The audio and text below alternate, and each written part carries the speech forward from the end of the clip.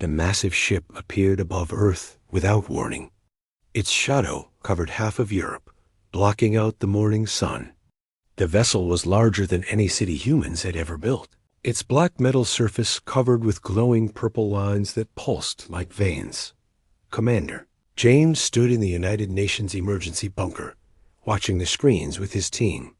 The room was filled with military leaders from every nation. They had put aside their differences when the ship arrived 3 hours ago. Any response to our messages? James asked his communication officer, Lisa. Nothing yet, sir. We've tried every frequency, Lisa replied, her fingers moving across the keyboard. The alien ship had been silent since its arrival. It just hung there in the sky, waiting. People around the world watched from their homes, some in fear, others in wonder. The internet was full of theories, and panic. Then, without warning, every screen on Earth flickered. Every phone, every computer, every television showed the same image. A tall figure appeared, wearing golden armor that seemed to flow like liquid. The being had pale blue skin and 6 eyes arranged in 2 rows. When it spoke, everyone heard it in their own language. People of Earth, the figure said, its voice deep and commanding. I am Lord Kane of the Galactic Empire. We have watched your world for many cycles. You have reached the point where you must choose. The figure paused, letting the words sink in. James felt his heart racing. This was it. First contact with an alien civilization, and it didn't sound friendly. Our empire spans 1,000 worlds, Lord Kane continued. Each world had the same choice you face today. Submit to our rule, and we will share our technology with you. Your diseases will end. Your wars will stop. You will know peace under our protection. The alien's 6 eyes seemed to look directly at everyone watching. Or refuse and face the consequences. You have 1 rotation of your planet to decide. Choose wisely. The transmission ended. Every screen went back to normal. For a moment, there was silence in the bunker. Then everyone started talking at once. We can't just surrender, shouted General Roberts from the American delegation. But look at their technology, argued Dr. Smith, the lead scientist. That ship shouldn't be able to float like that. They're centuries ahead of us, maybe thousands of years ahead, added Professor Lee from the research team. James raised his hand for silence. We need to think carefully. This isn't just about us. It's about the future of humanity. Over the next hours, world leaders held emergency meetings. Some wanted to fight. Others wanted to surrender. A few suggested trying to negotiate. But how do you negotiate with a civilization that can park a city-sized ship over your planet? Meanwhile, in a secret facility deep underground, a different meeting was taking place. General Morgan stood before a group that only a handful of people knew existed. These were the members of Project SHIELD, Earth's most classified defense program. How long until the weapon is ready? Morgan asked. 12 hours, replied the lead engineer, Tom. But sir, we've never tested it on this scale. Morgan looked at the blueprints on the wall. For 20 years, they had been preparing for this possibility. Ever since strange signals were detected from deep space, a small group had been working on humanity's last resort. We might only get 1 chance, Morgan said. Make sure it works. Back in New York, a young programmer named Alex was doing something different. Instead of panicking like everyone else, Alex was studying the alien transmission. There was something strange about it, something hidden in the code. This can't be right, Alex muttered, running the analysis again. The results were the same. The alien message contained more than just words and images. There was data hidden inside, data that told a very different story. As the hours passed, protests filled the streets. Some people held signs saying, "Welcome our new friends." Others shouted, "Earth stands free." The world was divided, and time was running out. Lord Kane watched from his ship, confident in the outcome. In 1,000 worlds, only 3 had refused. Those 3 no longer existed, but Earth was different. Lord Kane didn't know it yet, but humanity had something the Empire had never encountered before. The countdown continued. 20 hours remained. Alex's discovery changed everything. The hidden data in the alien transmission revealed fragments of messages from other worlds, desperate warnings from civilizations that had submitted to the Empire. They're not protectors. Alex explained to the Emergency Council via video link. They're parasites. Every world that surrenders has its resources drained within 50 years. The populations become slave labor. James studied the decoded messages on his screen. One stood out. We thought we were saving ourselves. Instead, we doomed our children. Do not make our mistake. Fight even if you lose. Die free rather than live as cattle. The message was signed by someone calling themselves the last free voice of Kepler 442b. How reliable is this information? Asked President Williams. I've verified it 3 different ways, Alex replied.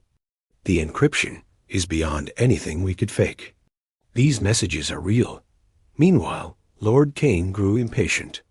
He sent smaller ships to hover over major cities: London, Tokyo, Moscow, New York. Each ship was the size of a football stadium, their weapons visible and aimed downward.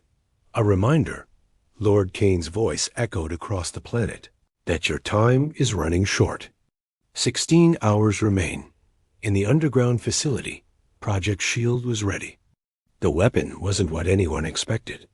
It wasn't a missile or a laser. It was something far more clever. The Empire's technology depends on a specific type of energy field. Tom explained to General Morgan. We've found a way to disrupt it. One pulse, and every piece of their technology within our solar system stops working. What about our technology? Morgan asked. Protected. We've shielded all essential systems. But sir, there's a catch. Morgan waited. The pulse will be detected by every advanced civilization within 100 light years. We'll be announcing our presence to the entire galaxy. Morgan nodded slowly. Then we better make sure our message is clear. Above Earth, Lord Kane was reviewing reports from his commanders.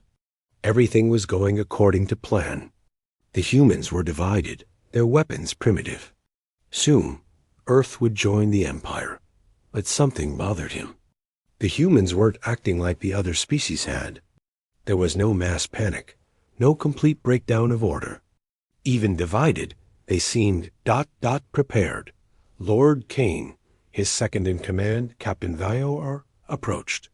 We're detecting unusual energy readings from the planet. What kind of readings? Unknown, my lord. But they're increasing. In cities around the world, something unexpected was happening. The protests had stopped. Instead, people were gathering in silent groups, holding hands. They weren't praying or crying. They were waiting. General Roberts contacted James from the American Command Center. We've made our decision. We fight. The Russians agree, added General Petrov. One by one, every nation reported the same decision. For the first time in human history, Earth spoke with one voice. James opened a channel to the alien ship. Lord Kane, we have our answer. The alien appeared on screen, his 6 eyes showing what might have been satisfaction. You have chosen wisely. Prepare for, we refuse, James interrupted. There was silence. Lord Kane's eyes blinked in sequence, a sign of confusion. You refuse? Lord Kane's voice carried genuine surprise. You have seen our power. You cannot win. Maybe not, James replied. But we'd rather die standing than live kneeling. Lord Kane's armor shifted to a darker shade. So be it. You have sealed your fate. The smaller ships began to power up their weapons. Energy crackled along their hulls. In the underground facility, Morgan gave the order. Activate Project Shield. Tom's finger hovered over the button. 20 years of preparation came down to this moment. Sir, Lisa called out to James. "We are receiving a transmission. It's not from the Empire. Put it through."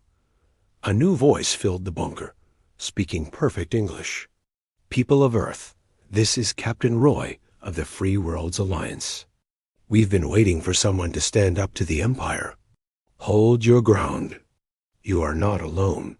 Lord Kane's 6 eyes widened. This was impossible. The Alliance was a myth, a legend the Empire told to frighten children. But the energy readings were real. Ships were arriving at the edge of the solar system. Dozens of them. The game had changed. Asterisk. Lord Kane's confidence shattered as more ships appeared. The Free Worlds Alliance fleet was smaller than his, but their ships moved differently, faster, more agile. These weren't conquered vessels. These were warships built by free people. How did they find us? Captain Vior asked, panic creeping into his voice. The humans, Lord Kane realized. They called for help, but that wasn't entirely true. Earth hadn't called anyone. The Alliance had been watching, waiting for a world brave enough to say no. Captain Roy's ship, the Liberty, took position between Earth and the Empire fleet. It was half the size of Lord Kane's command ship, but bristled with weapons. Earth scientists couldn't even identify. Lord Kane, Captain Roy's message was broadcast for all to hear. Leave this system. Earth has made its choice. The Empire does not retreat, Lord Kane responded. And you are outnumbered 3-1. We've faced worse odds, Roy replied simply. In the bunker, James watched the tactical display. Should we activate Project Shield? Wait, General Morgan's voice came through the com.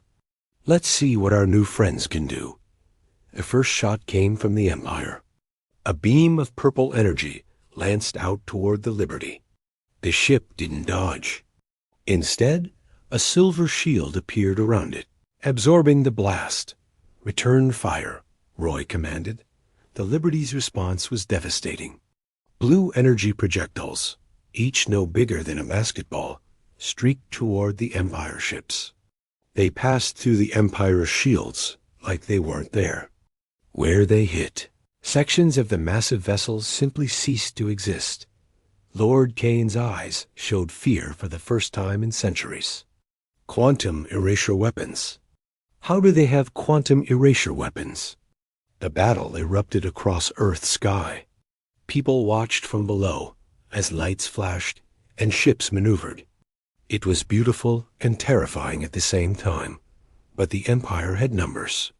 For every hit the Alliance scored, they took 2. Ships on both sides began to fall, burning as they entered Earth's atmosphere. We're losing, Alex said, watching the data streams. The Alliance is good, but there are too many Empire ships. James made a decision. General Morgan, activate Project Shield, now. Understood. In the underground facility, Tom pressed the button. For a moment, nothing happened. Then, a pulse of invisible energy expanded from Earth. It moved at the speed of light, washing over every ship in the solar system. The Empire ships went dark. Their engines failed. Their weapons stopped charging. Their shields flickered and died. Even their lights went out. In seconds, the most powerful fleet in the galaxy became floating metal coffins. Lord Kane's emergency backup systems kicked in, providing basic life support, but nothing else worked. The Alliance ships, however, kept fighting. They had been prepared for this possibility. Impossible, Lord Kane gasped. Our technology is perfect. Captain Roy's voice filled Lord Kane's powerless command center. Your technology has one weakness. It assumes everyone thinks like you do. Humans don't. They found something you never looked for. It was true. The Empire's technology was based on controlling a specific quantum field. It had never occurred to them that someone might find a way to simply turn that field off. All Empire ships, Roy broadcast. You have 2 choices. Surrender or drift in space until your life support fails. One by one, Empire ships sent surrender signals using primitive radio waves, the only technology that still worked for them. But Lord Kane wasn't finished. Even without power, his ship had one last weapon. A biological weapon designed to wipe out entire planets. He reached for the manual release. His hand never made it. Captain VOR stood behind him, holding a simple metal blade. "No more genocide," VOR said. "I've followed you for too long. It ends here." Lord Kane fell, his golden armor clattering on the deck dot in Earth's bunker. Celebrations erupted. They had won. But James remained focused on the screens. "Captain Roy," he called. "Thank you for your help." "Thank you, Earth," Roy responded. "You've done something 13 other worlds couldn't. You've shown the galaxy that the Empire can be beaten. The aftermath of the battle changed everything. Earth's sky was littered with disabled Empire ships, each one a floating monument to humanity's first victory against impossible odds. Captain Roy transported down to Earth for the first meeting between humans and the Free Worlds Alliance. He looked almost human, except for his silver skin and violet eyes. He stood in the United Nations Assembly Hall, addressing the world. "The Empire has ruled for 3,000 years, Roy began. "They've conquered over 1,000 worlds. Today, Earth proved they're not invincible." President Williams stood beside him. "What happens now? Will they come back with a larger fleet?" Roy smiled, a very human expression. "That's where your warning comes in." He explained the plan. The quantum pulse that disabled the Empire fleet had indeed announced Earth's presence to the galaxy. But more than that, it carried a message encoded in its very structure. Every advanced civilization within 100 light years now knows that Earth found the Empire's weakness, Roy said. And they know Earth is willing to share that knowledge. The implications were staggering. Worlds that had been conquered could rebel. Those considering surrender might fight instead. Lord Kane, now a prisoner, was brought before the assembly. Without his armor and power, he looked smaller, almost fragile. "You've doomed yourselves," he said. "The Empire will send everything. You've won one battle, but the Empire is already falling," Captain VOR interrupted. He had been given asylum on Earth after his betrayal of Lord Kane. The news of this defeat is spreading. Rebellions have started on 17 worlds. VOR pulled up a holographic display showing the Empire's territory. Red dots appeared across it, each one a world in revolt. "Earth's victory isn't just military," VOR continued. "It's psychological. For 3,000 years, everyone believed the Empire couldn't be beaten. Earth proved otherwise. In the weeks that followed, Earth became a symbol. Ships arrived from hidden colonies and secret bases, all wanting to learn about Project SHIELD. Tom and his team worked day and night, sharing the technology with anyone who would fight the Empire. But Earth's leaders knew they needed more than weapons. They needed unity. James proposed something radical at the Emergency Council. "We form a new alliance, not just with the free worlds, but with any species willing to stand against tyranny." The United Galactic Resistance, suggested Alex, who had become Earth's lead communications expert. The name stuck. Within a month, 43 species had joined. Each brought their own technology, their own strengths. The Kenturi brought advanced shields. The Volans provided faster-than-light communication. The Threen shared their medical knowledge. Earth contributed something unexpected: creativity and adaptability. Humans thought differently than other species. Where others saw problems, humans saw opportunities. Lord Kane watched from his cell as his empire crumbled. Report after report came in of worlds declaring independence. The Empire's response was brutal but ineffective.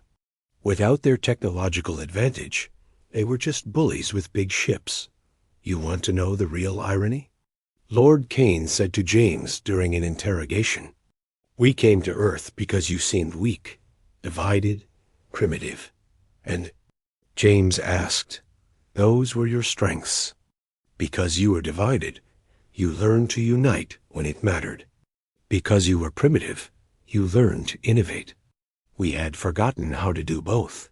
The warning Earth sent to the galaxy wasn't just about the quantum pulse technology. It was about something more fundamental. It said that no empire, no matter how powerful, could stand against free people willing to fight for each other. Captain Roy prepared to leave Earth, taking the Alliance fleet to help other worlds fighting for freedom.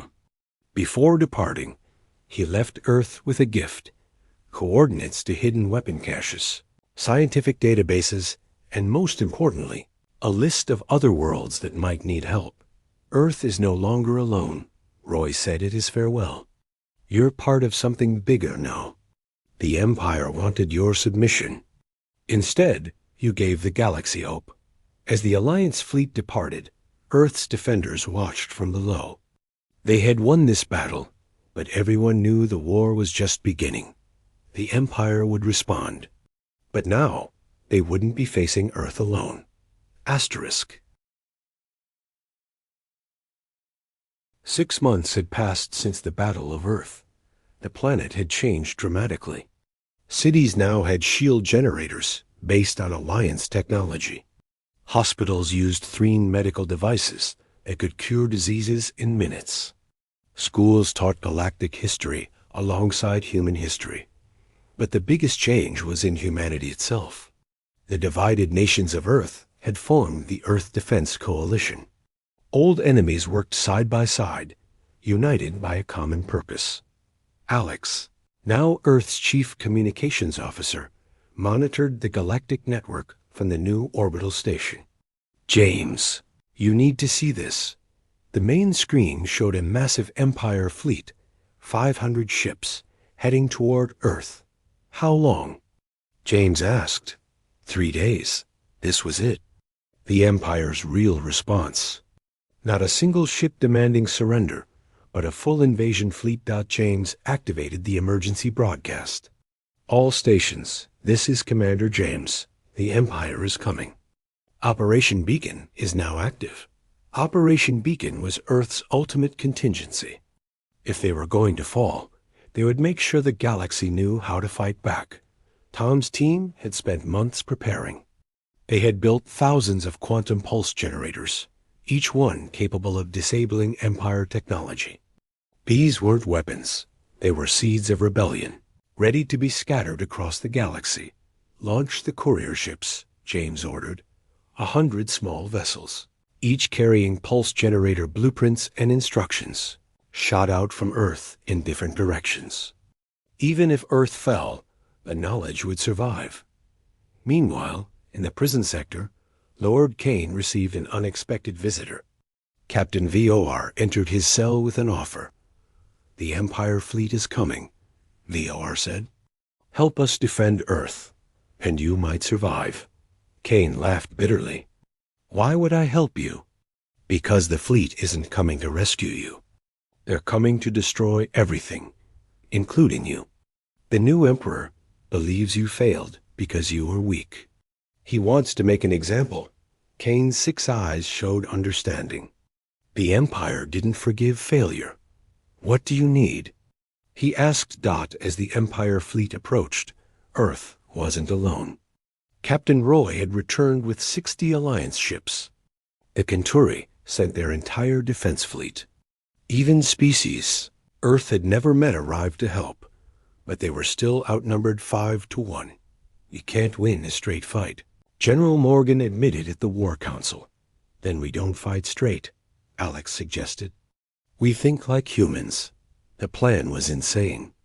Instead of meeting the Empire fleet in space, they would let them enter Earth's atmosphere.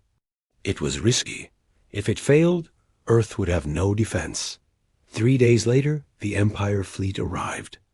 Emperor Zork himself commanded from the flagship, a vessel twice the size of Lord Kane's ship. "People of Earth," Zork announced, "you have caused enough trouble. There will be no surrender. There will be no mercy. You will be an example to others who might resist. The Empire fleet descended toward Earth. The Alliance ships pulled back, seeming to retreat. Zork saw victory. Then, when half the Empire fleet was in Earth's atmosphere, Tom activated every pulse generator on the planet simultaneously. The effect was devastating. Not only did the Empire ships lose power, but being in atmosphere, they had nowhere to go but down. Hundreds of massive ships fell from the sky, crashing into the oceans. The remaining Empire fleet, still in space, watched in horror. Before they could respond, the Alliance ships, joined by the new arrivals, attacked from all sides. The battle was fierce but brief. Without their technological superiority, and with half their fleet gone, the Empire forces were overwhelmed. Emperor Zork's flagship was captured, the Emperor himself taken prisoner. As the dust settled, a new reality emerged. The Empire, which had ruled for 3 millennia, was broken. Not by superior force, but by the courage of one small planet that said no. Captain Roy stood with James, looking up at the stars. "You know what you've started, don't you?" James nodded. A new age. One where freedom matters more than power. Earth had sent its warning. The galaxy had heard it. And everything had changed. The Empire wanted Earth's submission. Instead, they got the beginning of their end. End of story. *.